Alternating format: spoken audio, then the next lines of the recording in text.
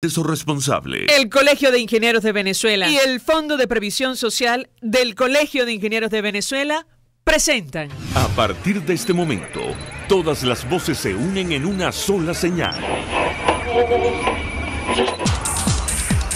RCR presenta Conexión 750 con María Alejandra Trujillo. Muy buenas tardes, amigos de Radio Caracas Radio. Lo mejor este viernes 15 de marzo del año 2019. Todo el equipo que trabaja para ustedes a partir de esta hora los saluda. Variada y abundante información que compartir y analizar. Como es costumbre, la tarde de hoy a $1.000 millones ascenderían las pérdidas producto del mega apagón nacional, según cálculos de la firma Ecoanalítica. Para que se hagan una idea, eso equivale a 1.3 puntos del Producto Interior Bruto de nuestro país. A las 5:30 hablaremos ampliamente acerca de este tema. La pregunta que nos seguimos haciendo es: ¿quién asume la responsabilidad, sobre todo por la pérdida de vidas humanas? La inquietud evidentemente es retórica. El Banco Interamericano de Desarrollo, escuchaban ustedes, removió al representante de Nicolás Maduro y lo reemplazó por el economista Ricardo Hausmann, designado por Juan Guaidó. Es la primera institución multilateral que reconoce al presidente encargado de nuestro país. A propósito del oro que fue extraído del Banco Central de Venezuela, el diputado de la Comisión de Finanzas, Ángel Alvarado, denunció que estaría, atención, en Uganda. El parlamentario recordó a este país que las 8 toneladas que salieron del ente emisor fueron sacadas ilegalmente de Venezuela. Y este viernes fue un día negro para la libertad de expresión. Escuchaban ustedes que el Sindicato Nacional de Trabajadores de la Prensa denunció que el periodista polaco Tomasz Surdel, del diario Gazeta Wyborcza, fue detenido y brutalmente golpeado por efectivos del FAES. Además, la organización denuncia el allanamiento de la empresa donde presta servicios Rafael González, que trabaja con el equipo de CNN Internacional. Él se encuentra desaparecido. Hoy fue trasladado a tribunales el periodista alemán Billy Six. Ustedes recordarán, detenido en nuestro país desde el 17 de noviembre en el helicoide, luego de su aprehensión arbitraria en Venezuela. Y el hermano del inspector Óscar Pérez, Armando Pérez, confirmó la autenticidad de las fotos publicadas por Luisa Ortega Díaz con múltiples impactos de bala en su cuerpo, incluyendo su cabeza. Lo comentaremos, como es natural, durante la tarde de hoy. Los ojos del mundo a esta hora están en Nueva Zelanda, tras el atentado, el asesinato de 49 personas en sendas mezquitas de ese país, producto de la acción de un supremacista blanco. Esta es Conexión 750, comenzamos.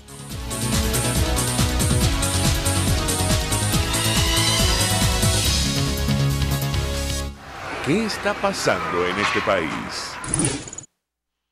Y vamos a tratar de restablecer el contacto con nuestra primera invitada, diputada de la Asamblea Nacional, quien ha seguido de cerca el caso de Óscar Pérez, la masacre del Junquito.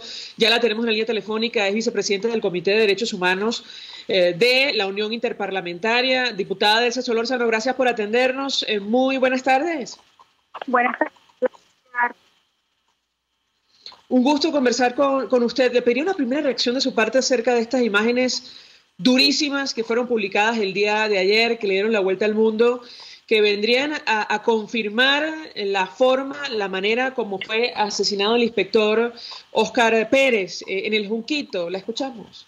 Bueno, eso no hace más que graficar lo que nosotros afirmamos en nuestro informe presentado al país. Lo recuerdo claramente, el 15 de marzo del año pasado, cuando se cumplieron 2 meses de la masacre. Nosotros presentamos un informe en ese momento donde la conclusión era claramente la ejecución extrajudicial de Óscar Pérez y su grupo. En ese momento nosotros dijimos que ellos habían sido asesinados todos con disparos de bala en la cabeza a quemarropa, y dijimos además que habían sido sometidos a múltiples impactos de bala. Eso es público, eso está en Google, está en los informes. Cualquiera que quiera acceder a ello puede hacerlo a través de las redes de internet, porque es público lo que nosotros concluimos en aquel momento. Y concluimos también responsabilidades intelectuales de este hecho, María Alejandra. Y dijimos en aquel momento lo mismo que ratifico el día de hoy. Falta únicamente la determinación de los autores materiales del hecho, pero los autores intelectuales todos sabemos quiénes son. ¿Quiénes son, diputada? El señor Nicolás Maduro Moros, quien funge de ministro de la Defensa, quien funge de ministro del Interior, usurpando todos estos cargos, por supuesto. El jefe de la PNB para ese momento y el jefe de la Guardia Nacional Bolivariana. Si esta denuncia, a la luz de estas pruebas que han salido a la luz, se confirma, estaríamos evidentemente, usted me corregirá si me equivoco, ante una ejecución extrajudicial. Quisiera su comentario. Decía Luis Ortega Díaz que iba a enviar información a la Corte Penal Internacional. Yo no sé si ustedes en su momento elevaron el informe de la Asamblea, pero quisiera su reacción. Sí, el caso de Óscar está en la Corte Penal Internacional. Nosotros el informe que anunciamos el 15 de marzo pasado, ese mismo día anunciamos la remisión del informe a la Corte Penal Internacional, cosa que hicimos, pedimos que además fuera sumado a la investigación preliminar que ya pulsa en la Corte Penal Internacional, y recientemente a través de un asesor nuestro, el doctor François Dimire, que es un abogado francés experto en estos temas, volvimos a consignar ya en físico, y no en digital, sino en físico, las probanzas del caso de Óscar Pérez y de otros casos, los hechos de violencia de 2014 y los hechos que ocurrieron desde todo el 2017 y lo que ha venido ocurriendo en el país, ¿no? Entonces, todo eso ha estado debidamente documentado, porque en eso yo soy sumamente quisquillosa y pues bueno, no puedo evitar la desviación profesional del abogado penalista que sabe cuáles son las pruebas que se tienen que enviar, pero además nosotros hemos demostrado que esto es un tema sistemático y que en tanto que es sistemático, claramente constituye un crimen de lesa humanidad. Ahora, diputada, este caso es especialmente grave, no solo por la notoriedad, la importancia que medios de comunicación nacionales e internacionales le dieron en su momento. Fue transmitido prácticamente en vivo esa ejecución, o al menos momentos antes. Así lo hizo el inspector Óscar Pérez. Es especialmente grave, decíamos, porque las autoridades o quienes estuvieron allí destruyeron prácticamente el lugar del crimen, de los hechos. Yo quisiera su comentario también en torno a esta irregularidad. No solamente destruyeron todo, sino que eso constituye un delito, cosa que también en aquel momento nosotros dejamos en evidencia. Y yo quisiera, todo el que esté interesado en el caso, realmente en la internet está todo documentado, todo lo que nosotros hicimos durante aquel terrible proceso que empezó por una lucha para que nos entregaran los cadáveres que querían cremar, esa es la verdad, porque querían desaparecer las evidencias. Desde la lucha por la entrega de los cuerpos hasta el entierro, la inhumación, sin autorización de la familia, hasta hechos como por ejemplo que nosotros tuvimos que velarlos después de enterrados. Y digo tuvimos porque en tantos días que estuvimos frente a la morgue de Bellomonte, día y noche, nosotros lloramos a esos muertos como propios. Los diputados que estuvimos allí, la diputada Adriana Pichardo, el diputado Winston Flores y yo. Y por supuesto, muchos otros parlamentarios que nos acompañaban en la morgue de Bellomonte, pero quienes llevamos este caso fuimos nosotros. Yo era la presidenta de la comisión especial designada para investigar la masacre del Junquito. En ese hecho, insisto, se cometieron diversas irregularidades. Por cierto, el dueño del llamado chalet donde ocurrieron los hechos todavía está preso. Todavía ese señor está preso y está siendo torturado. Y esas son las cosas que ojalá viera los enviados de la Alta Comisionada de Derechos Humanos que están en Venezuela hoy. Diputada, ya vamos a hablar acerca de esta misión que está en nuestro país, pero a la luz de estas imágenes, de confirmarse la autenticidad, si forman parte del expediente que abrió en su momento, que abrieron las autoridades, lo que queda en evidencia, entre otras cosas, es que el cuerpo de Óscar Pérez tiene un tiro de gracia con un arma, usted me corregirá si me equivoco, de alta potencia y además múltiples impactos en todo el cuerpo. Si esto se confirma, probablemente Bueno, lo acribillaron. Yo quisiera su comentario técnico en torno a este tema. El acta de defunción de Óscar, todas las actas de defunción, las 7 actas de defunción dicen lo mismo. Causa de la muerte, disparo de bala en la cabeza. Todas las actas de defunción dicen lo mismo. Todos fueron injustamente, como se dice coloquialmente, ajusticiados, que realmente fueron asesinados. Todos, repito, las 7 actas de defunción dicen que la causa de la muerte es disparo en la cabeza, impacto de bala en la cabeza. Todos fueron sometidos a una masacre, todos fueron sometidos a quién sabe qué cosas, porque hay que recordar que ellos estaban en una casa, lo que vimos todos, y cuando tú ves la cantidad de disparos a quemarropa que tiene el cuerpo de Óscar, pues evidentemente es que entraron a la casa y les dispararon. En una evidente ejecución extrajudicial. Quiero destacar, adicionalmente, que los familiares vieron los cuerpos de sus muchachos y que cuando nosotros concluimos en el informe esto, que ellos habían sido asesinados y que en sus cuerpos había muchos impactos de bala, es porque las madres de esos muchachos los vieron y saben lo que pasó.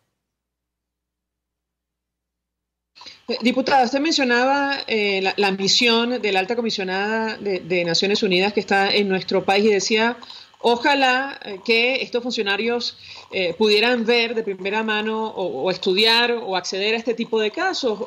¿Por qué hace esta aseveración? Bueno, pues la verdad es que es bastante llamativo que desde que llegó la ONU ahora violan más los derechos humanos.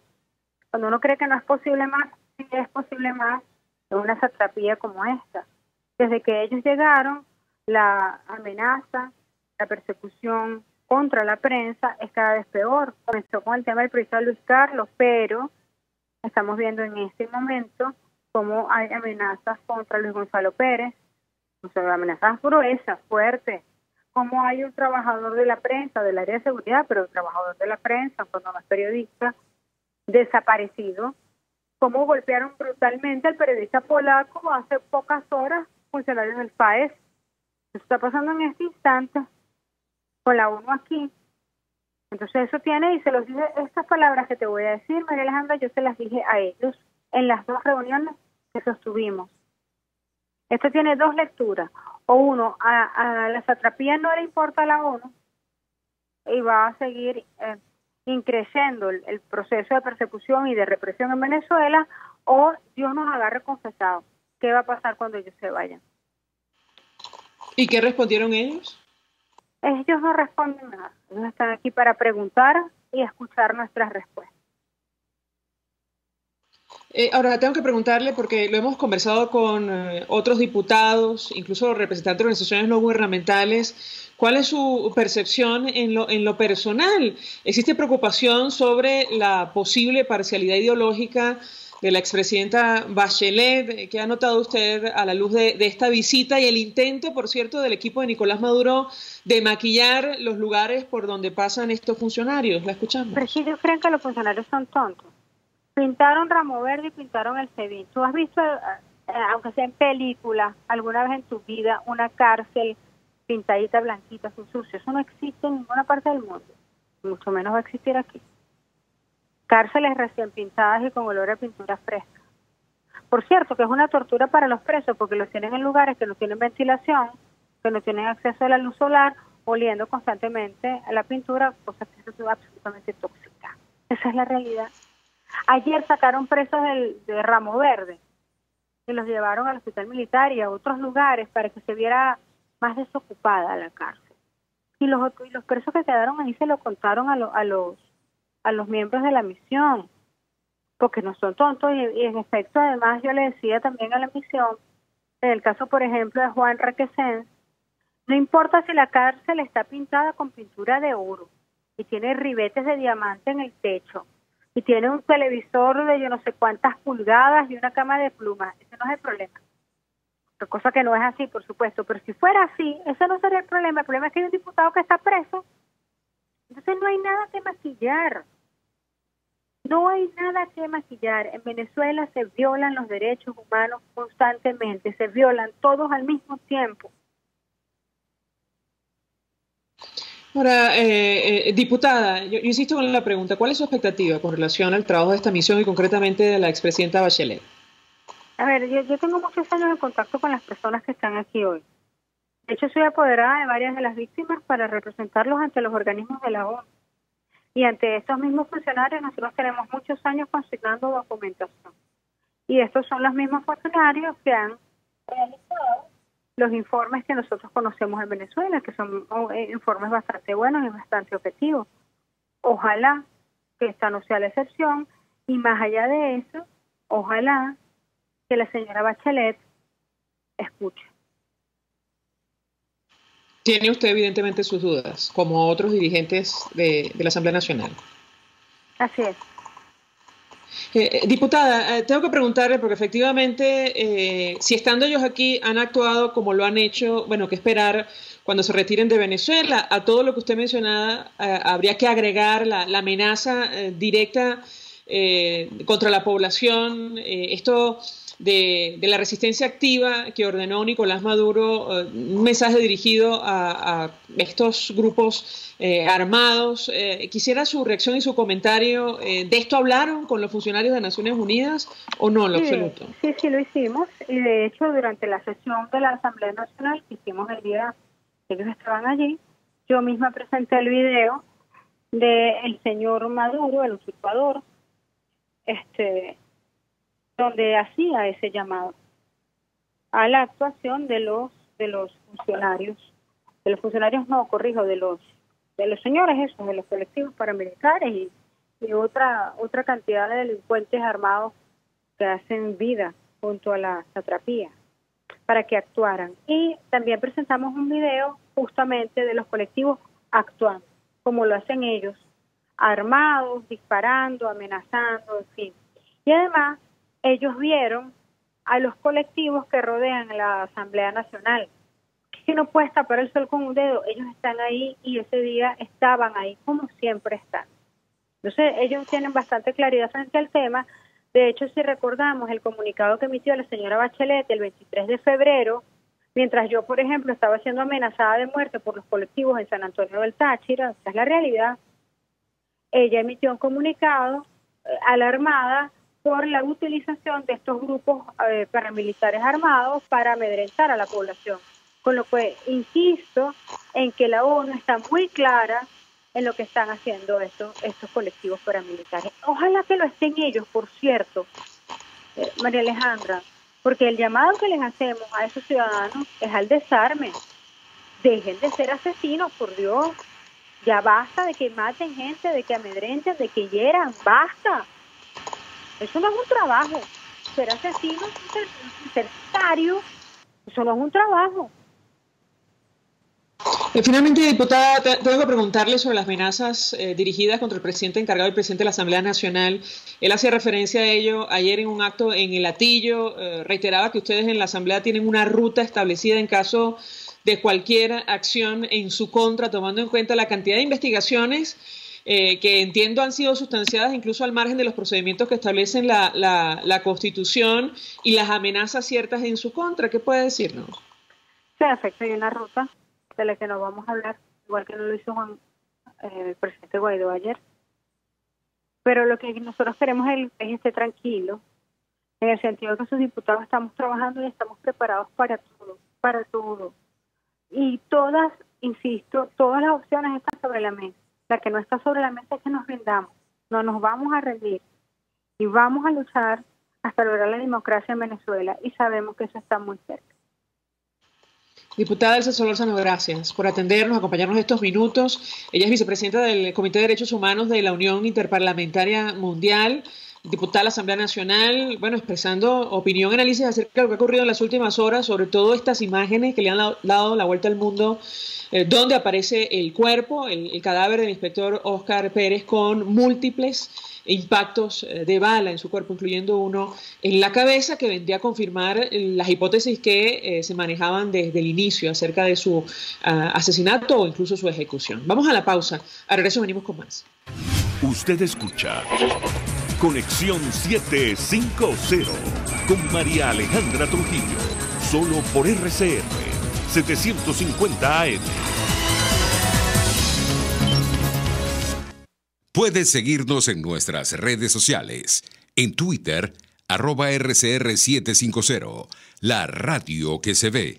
Colegas ingenieros, arquitectos y profesionales afines, el CEIBE a lo largo de sus 157 años de existencia siempre ha estado del lado correcto de la historia, defendiendo fervientemente la democracia, el profesionalismo y el desarrollo integral de nuestra querida y amada Venezuela. Y aunque pensemos que la oscuridad nunca se termina, amanece, siempre amanece, porque Dios puede más, siempre puede más. En Cauchera Fran Luis tienes neumáticos nacionales e importados en todas las medidas, pero también montura, alineación, balanceo, amortiguadores, rines, frenos, mecánica ligera, todo con tecnología de punta. Bajando por la avenida Baral, al final, después de la estación de servicios y al lado del banco, teléfono 0412-815-6712. Cauchera Fran Luis, tu mejor opción. Mensaje del ingeniero Kenick Navarro, presidente del FONPRES CIB. Apreciado colega ingeniero, arquitecto y afín, el Fondo de Previsión Social del Colegio de Ingenieros de Venezuela, FONPRES CIB, diseñó para la protección de tu salud el Sistema Integral de Previsión Social. El mismo tiene a tu disposición beneficios de la solvencia, asistencia primaria de salud, el plan de salud con coberturas de acceso VIP, todos estos planes pensando en la protección de tu familia. Para mayor información visita fonprescib.net.be, Colegio de Ingenieros de Venezuela, construyendo futuro. RCR 750 AM, porque lo bueno une. Cuando la voz es protagonista, esto es lo que se escucha. Este domingo en Conversaciones, la historia de Javier Solís. Quisiera abrir lentamente. Vicky Carr. Amaneció otra vez. Y José Luis Rodríguez. No vale la pena. Todas estas historias bien contadas y documentadas el domingo a las 9 de la mañana en su programa Conversaciones con Gustavo Trías. Les espero. Por RCR 750 AM. Desde los sectores populares del país se escucha una clara señal. Es el radar de los barrios. Evelyn Martínez y la Red de Ciudadanos le invitan a identificar amenazas, ubicar soluciones y hacer seguimiento eficiente a las problemáticas de cada sector. Un espacio contra la polarización donde se construye de abajo hacia arriba y de adentro hacia afuera. El radar de los barrios, de lunes a viernes, a partir de las 10 de la mañana, solo por RCR 750 AM. El poder de la comunicación en tus manos. Conexión 750 con María Alejandra Trujillo, solo por RCR 750 AM. Continuamos, amigos, en Conexión 750 y a 8 días del peor apagón de nuestro país. Todavía hay sectores en todo el territorio sin servicio eléctrico, incluso sin servicio de agua potable, lo cual contrasta con la versión que ofrecía hace algunos días el propio Jorge Rodríguez del equipo de Nicolás Maduro. Para hablar acerca de este tema, saludamos en línea telefónica al ex concejal del municipio Sucre, Juan Carlos Vidal, dirigente de Primero Justicia. 1.000.000 de gracias por atendernos. Buenas tardes. Licenciada Trujillo, gracias a ustedes por el contacto.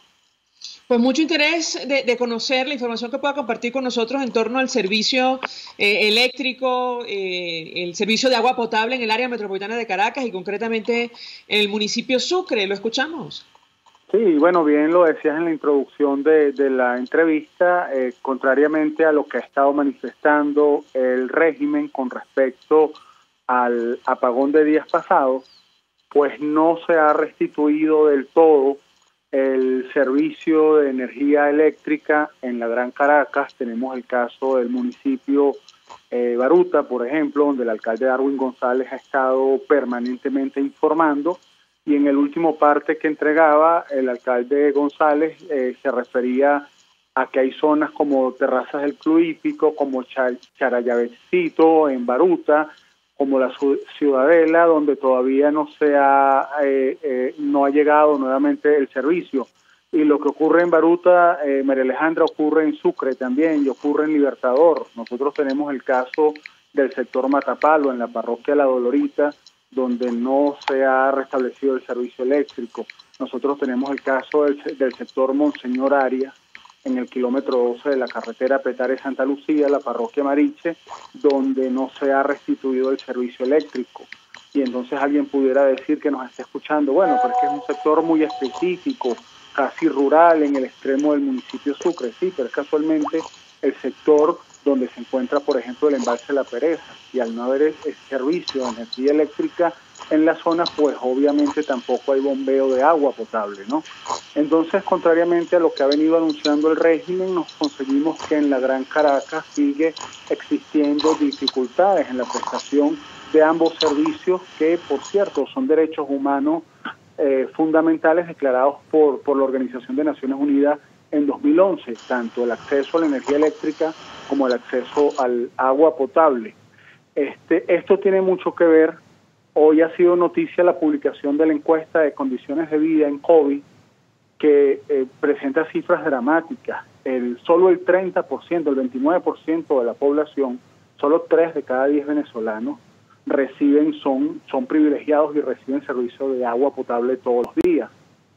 Solo 3 de cada 10 venezolanos pueden decir que cumplen sus necesidades básicas sanitarias al recibir un servicio de agua de calidad. Es decir, 7 de cada 10 venezolanos no tenemos acceso al agua potable, a pesar de que Venezuela en 2011 firmó el Acuerdo de Naciones Unidas que declaraba el agua como un derecho humano fundamental y por consiguiente un gran plan de agua. Entonces, y además es uno de los países con mayores reservas hídricas del mundo. Ahora, concejal, nos interesaba mucho conversar con usted porque siempre que hablamos en el pasado, nos referíamos al tema de los servicios y concretamente al tema del servicio de agua potable en el municipio Sucre. Eran reiteradas las denuncias acerca de las fallas, de los problemas, y da la impresión, a la luz de lo que hemos vivido en los últimos días, que bueno, las reparaciones, los trabajos no se hicieron y la gravedad de la crisis vino a profundizarse producto del apagón. Vamos a abrir las líneas, si me permite, para escuchar a los oyentes. Lo hemos hecho todos estos días, saber si tienen luz, si tienen agua, sobre todo en el área metropolitana. Ponemos a disposición los números 0212-482-9126, 482-9126 y 0212-482-9388, 482-9388. ¿Qué puede decirnos?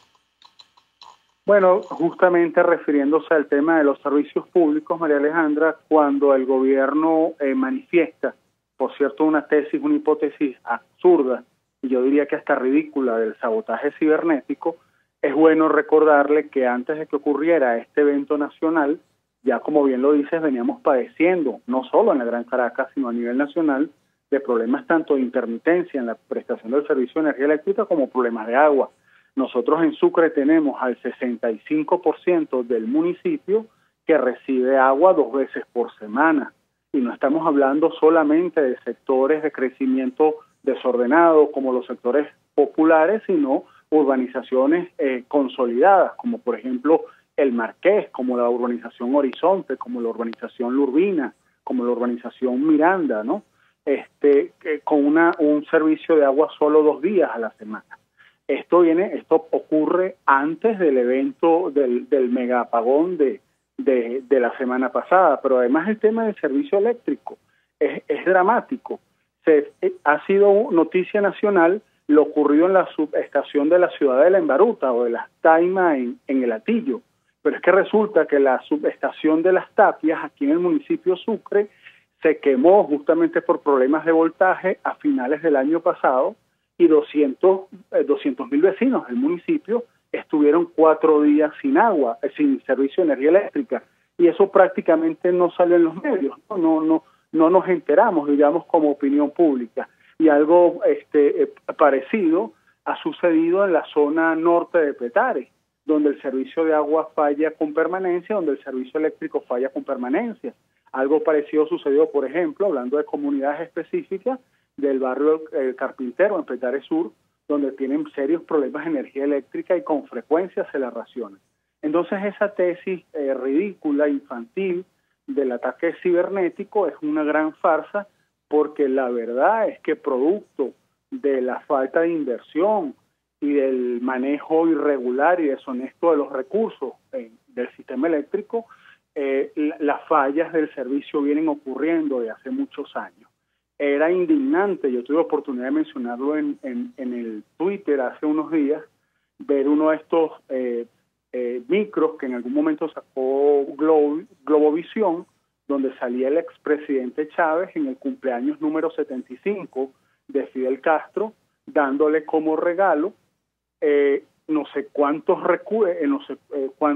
miles de dólares en la inversión del sistema eléctrico para el tema de Santiago de Cuba, cuando aquí en Venezuela no se hizo inversión. Nosotros pasamos de estábamos en los años 80, María Alejandra, entre los 10 países del mundo con mayor crecimiento y desarrollo de nuestro sistema eléctrico, y hoy sencillamente estamos a la par de los últimos, a la par de Haití. Entonces es inconcebible que frente a este escándalo de la corrupción que ha agobiado nuestro sistema eléctrico, pues salgan con la excusa absurda del ataque cibernético.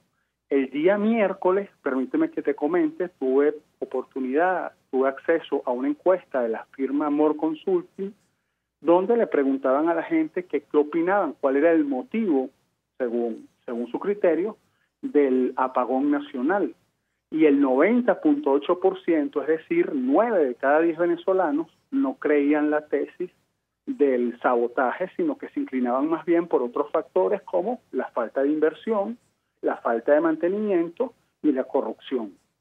Si eso es así, si el 90% de los venezolanos no cree esa tesis, y si actualmente el régimen de Maduro goza de solo el 20% de apoyo popular y el 90% por su parte no cree la tesis del sabotaje, quiere decir que incluso la mitad de los oficialistas, la mitad de quienes se declaran en apoyo a Nicolás Maduro, no creyeron la tesis del sabotaje. Y esto es importante que se haga énfasis en esto, porque pudiera verse que después de esta crisis a la que nos sometieron por casi una semana, el régimen de Nicolás Maduro pudiera aparecer ahora como fortalecido.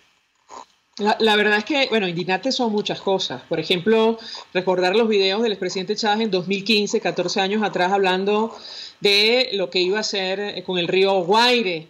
Y 14 años más tarde ver a los ciudadanos a las orillas del río tratando de acceder al agua en medio de la crisis profunda que atraviesa nuestro país producto de este apagón. Ni hablar de la cantidad de obras inconclusas en las cuales invirtieron supuestamente miles de millones de dólares que al final nunca funcionaron. Ahora, yo quisiera preguntarle, y aprovechando que esta Comisión de Naciones Unidas está en nuestro país, porque en su cuenta en Twitter tiene usted un mensaje fijado, y me parece que este es uno de los casos emblemáticos que le tocaría a la alta comisionada de Naciones Unidas investigar. De hecho, su oficina se pronunció en las primeras de cambio cuando eso pasó, y me refiero concretamente al caso de Fernando Albán. Usted decía en su momento en este tuit, en este mensaje de 2018, que quería rendirle tributo a él por el oficio, la profesión, el compromiso de vivir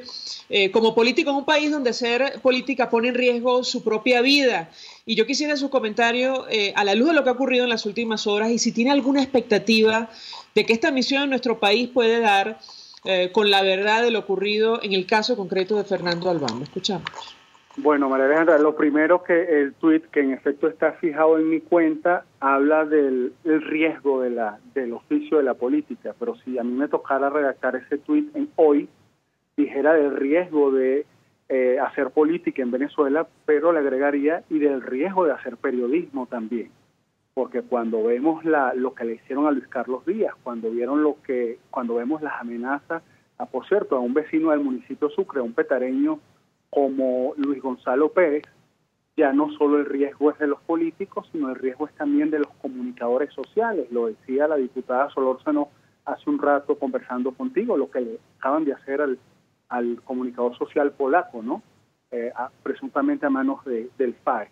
Ahora, específicamente con el caso de Fernando, que es un tema para mí sensible, porque lo hemos conversado otras veces, Fernando además de colega, abogado de la UCB como yo, colega concejal, éramos amigos, es un caso que le explota en la cara a la señora Bachelet y a su misión en Venezuela, porque no nos explicamos cómo en el caso específico de Fernando Albán no se ha hecho, esta comisión que está en el país no ha hecho, digamos, indagación. Han acudido a algunos hospitales, ya hemos visto por las redes sociales lo que ha ocurrido, que maquillan, el gobierno, el régimen tiene la agenda del hospital donde va a acudir esta gente y unas horas antes la parapetean y le pintan las paredes y le instalan lámparas nuevas para que la cosa quede más o menos decente. Han acudido al SEBIN y el reclamo ha sido el hecho de que no han entrevistado a los presos políticos.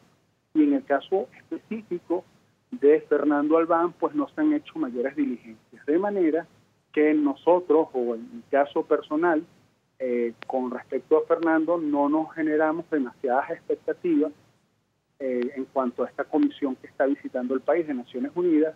Preferimos en el caso de Fernando, como en muchos otros casos, esperar a que haya un cambio de gobierno, que el país esté en otras manos para que se haga tanto interna como externamente una verdadera investigación, una investigación imparcial que lleve a la verdad de lo que sucedió con nuestro compañero.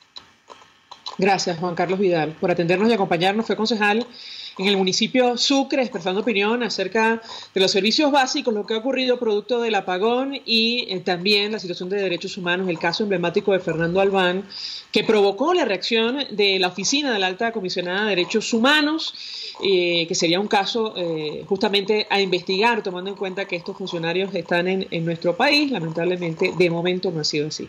Vamos a la pausa, a regreso venimos con más. Estás en sintonía de Conexión 750, solo por RCR 750 AM. Puedes seguir nuestra programación a través de rcr.tv, la radio que se ve. Mensaje del ingeniero Ramón López, vicepresidente del Colegio de Ingenieros de Venezuela. Apreciado colega ingeniero, arquitecto y profesional afín, el sistema de salud venezolano no presta la atención requerida y la altísima inflación encarece notoriamente este servicio. Es por ello que el Fondo de Previsión Social del CIP te ofrece un servicio de salud seguro, confiable y accesible, con amplia cobertura. Para mayor información visita el portal www.cib.net.be, Colegio de Ingenieros de Venezuela, construyendo futuro. Las tortas de esos cumpleaños y ocasiones especiales son de la Pastelería del Corso y la Pastelería Tartufo, de arequipe, de guanábana, marmoleada, las rellenas con crema y Nutella, la de trufas, casatina o la rosca de fresas con chocolate. ¡Uy, qué rico!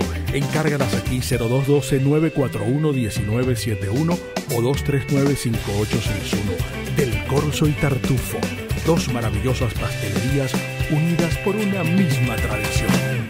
Mensaje del ingeniero José Peraza, tesorero del FOMPRES CIB. Estimado colega ingeniero, arquitecto y profesional afín, el Colegio de Ingenieros de Venezuela y el Fondo de Previsión Social, preocupado por la salud de tu familia, ha diseñado un sistema de salud integral que coloca a tu disposición y que contiene asistencia primaria de salud, ambulancia, hospitalización, cirugía, oftalmología, dermatología, fisioterapia, psicología, odontología, farmacia y funerario. Para mayor información, visítanos a nuestros portales cib.net.be, fomprescib.net.be, Colegio de Ingenieros de Venezuela, construyendo futuro. RCR 750 AM, porque lo bueno une. Este programa es presentado por Puig es María. María es de Puig. La Academia de Ciencias Físicas, Matemáticas y Naturales presenta El progreso tiene su ciencia. Hoy presentamos el doctor Víctor Pereira y sus mínimos cuadrados. A principios del siglo XIX, el alemán Carl Friedrich Gauss formuló un método para trazar la órbita del planeta Ceres, con base en varias observaciones sobre su posición. Su método resultó ser tan valioso que desde entonces varios matemáticos, entre ellos el doctor Víctor Pereira de la Facultad de Ciencias de la Universidad Central de Venezuela, UCD, se han dedicado a generalizarlo de diferentes maneras. El método de mínimos cuadrados es una herramienta de análisis numérico que permite minimizar los errores al ajustar una trayectoria cualquiera a un conjunto de puntos. Sus aplicaciones, hoy en día, son innumerables. Nos permite determinar la influencia de una variable sobre otra, como resulta ser el caso del tamaño de los padres sobre el de sus hijos, el aumento de la temperatura del planeta y su relación con la temperatura del mar, o los cambios en los impulsos eléctricos de una neurona a medida que cambian las características físico-químicas del medio que la circunda. Desde su laboratorio en la UCB en 1973, el doctor Víctor Pereira, junto a su colega Jean Golub, publicó un artículo que contenía una generalización al método de mínimos cuadrados para funciones no lineales. Esta generalización era posible gracias a las computadoras, cuya capacidad de cálculo Gauss no pudo ni imaginar hace 2 siglos. El acelerado aumento en la capacidad cómputo que cada día han traído consigo los nuevos computadores han abierto la posibilidad de repensar con nuevos aires los viejos problemas. El descubrimiento del doctor Víctor Pereira constituye un importante paso en esta dirección. El progreso tiene su ciencia.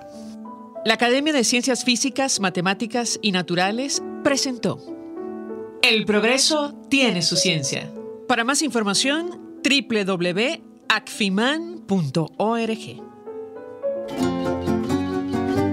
Cuando cierras los ojos y viajas en el tiempo.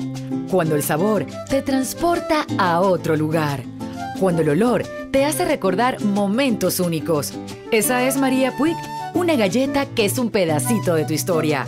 María Puig, una galleta que endulza tu vida. María Puig, una galleta que te ha acompañado por más de 100 años. Puig es María. María es de Puig. Este programa fue presentado por Puig es María. María es de Puig. RCR 750 AM. Porque lo bueno une.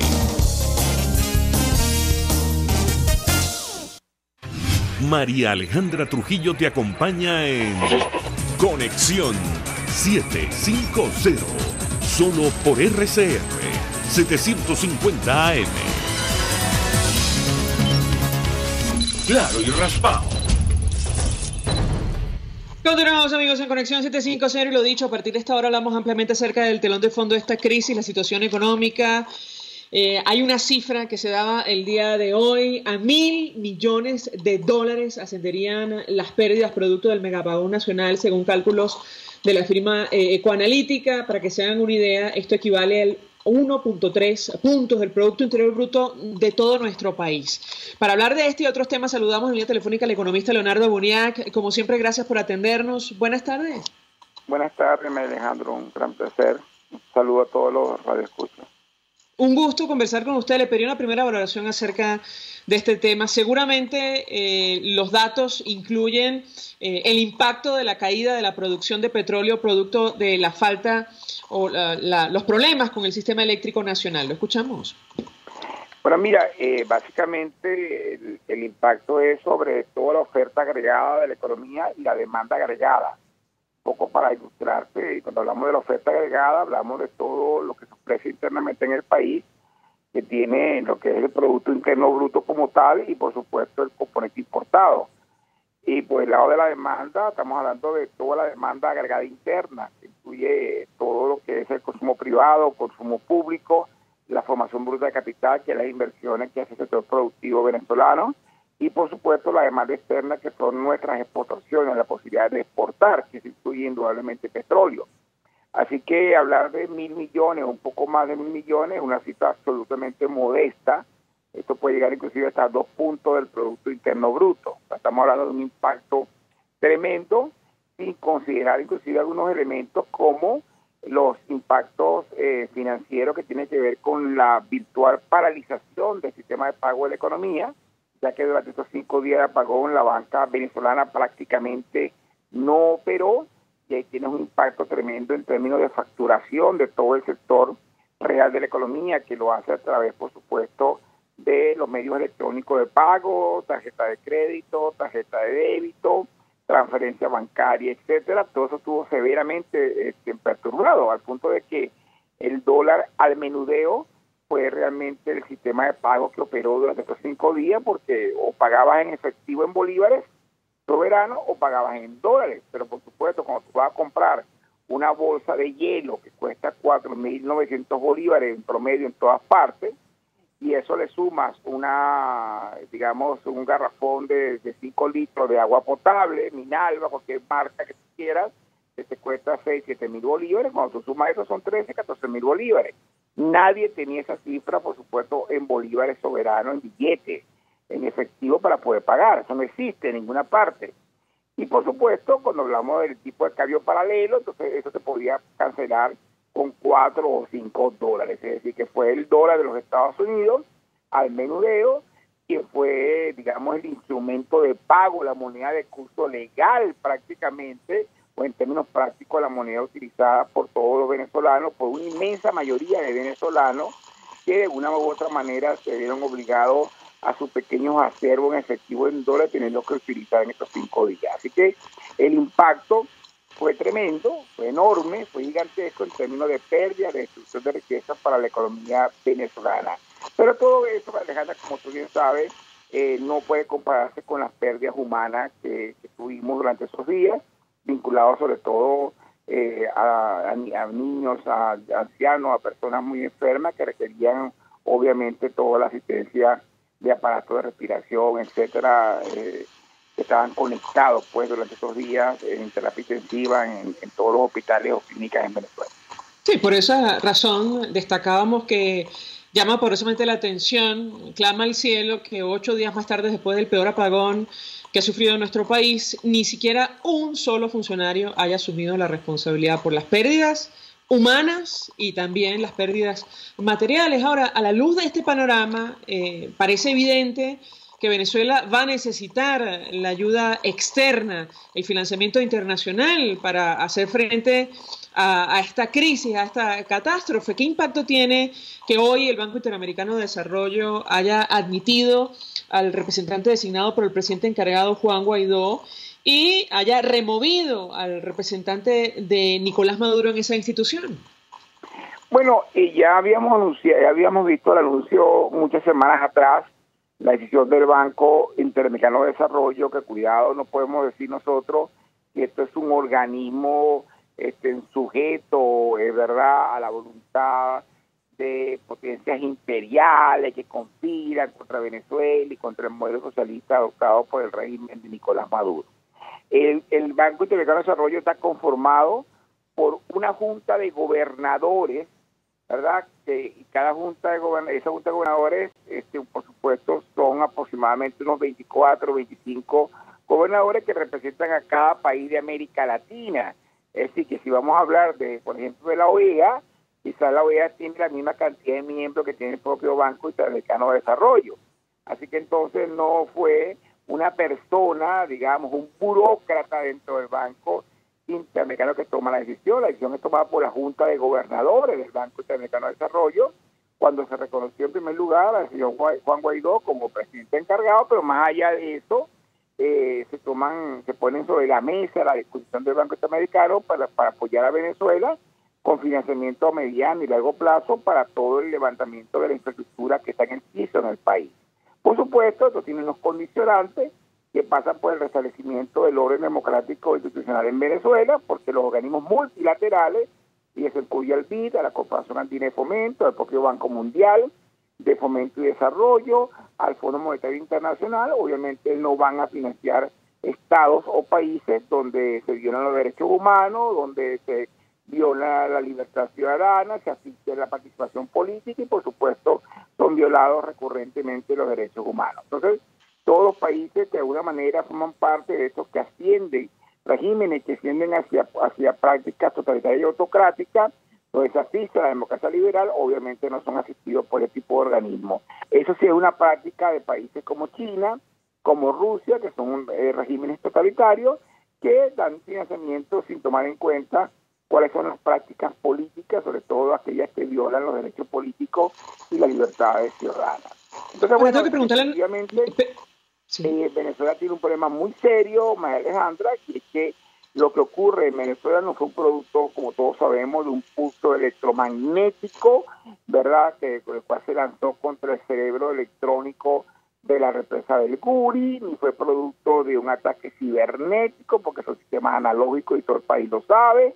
Esto es producto básicamente de la falta de inversión en el sector eléctrico, donde se tenía estimado que había unos 50.000 millones de dólares que habían sido invertidos en modernización, que realmente no ha ocurrido así. Entonces, bueno, tú tienes un problema serio de infraestructura país, tiene un problema serio de formación bruta de capital del sector público venezolano que no se ha realizado.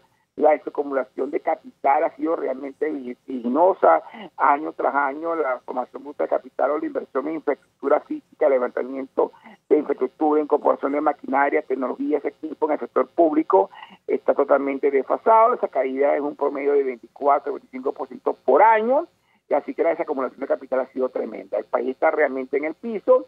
La caída en la producción de petróleo, como tú sabes, de 3,5 millones en el 98 a un poco menos de 1.100.000 en los actuales momentos, es decir, un tercio de lo que recibió Hugo Chávez en su primer mandato.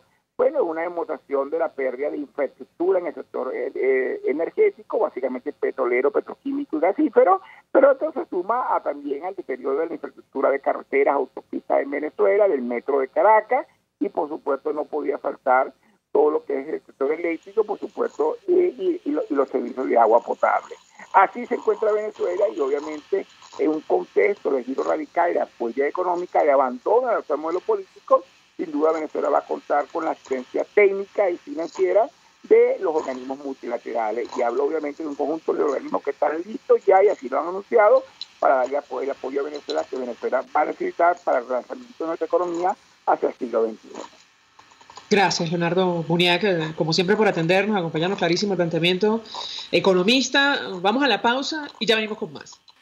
Escuchamos Conexión 750, solo por RCR 750 AM. Mensaje del ingeniero Ramón López, vicepresidente del Colegio de Ingenieros de Venezuela. Apreciado colega ingeniero, arquitecto y profesional afín, el sistema de salud venezolano no presta la atención requerida y la altísima inflación encarece notoriamente este servicio. Es por ello que el Fondo de Previsión Social del CIP te ofrece un servicio de salud seguro, confiable y accesible, con amplia cobertura. Para mayor información visita el portal www.cib.net.be. Colegio de Ingenieros de Venezuela, construyendo futuro. ¿Te imaginas unos deliciosos y súper cremosos helados libres de azúcar, libres de lácteos, libres de huevos, libres de gluten, libres de culpas? Te lo tengo. Heladería Vegan Fruit lo hizo posible y aptos para todo tipo de personas. Los heladitos Vegan Fruit los encuentras en los mejores supermercados y tiendas de delicateces. Síguelos en las redes. @heladería Vegan Fruit. Amor vegano y cremoso. Mensaje del ingeniero José Peraza, tesorero del FONPRES CIB. Estimado colega ingeniero, arquitecto y profesional afín, el Colegio de Ingenieros de Venezuela y el Fondo de Previsión Social, preocupado por la salud de tu familia, ha diseñado un sistema de salud integral que coloca a tu disposición y que contiene asistencia primaria de salud, ambulancia, hospitalización, cirugía, oftalmología, dermatología, fisioterapia, psicología, odontología, farmacia y funerario. Para mayor información, visítanos a nuestros portales cib.net.be, fonprescib.net.be, Colegio de Ingenieros de Venezuela, construyendo futuro. El poder de la comunicación en tus manos. Conexión 750 con María Alejandra Trujillo, solo por RCR 750 AM. Continuamos, amigos, en Conexión 750, al cierre simplemente del titular sobre esta supuesta petición de refugio de Carlos Rotondaro, quien estuvo al frente del Instituto Venezolano de Seguros Sociales. Recordar que se trata de un funcionario sancionado por el gobierno de los Estados Unidos y altamente cuestionado en nuestro país por manejo irregular de recursos. Nosotros nos despedimos. Pasamos a nombre de Jaime Nestades en la Dirección General de la Estación, en la Gerencia de Producción Willy Zarcaya, en la producción Oriana Urbina, y Gladys Mejías, en los controles Eduardo Llanes, quien tuvo el placer de acompañarles, María Alejandra Trujillo. Los dejamos con la entrevista. El Colegio de Ingenieros de Venezuela y el Fondo de Previsión Social del Colegio de Ingenieros de Venezuela presentaron. RCR presentó Conexión 750 con María Alejandra Trujillo, solo por RCR 750 AM.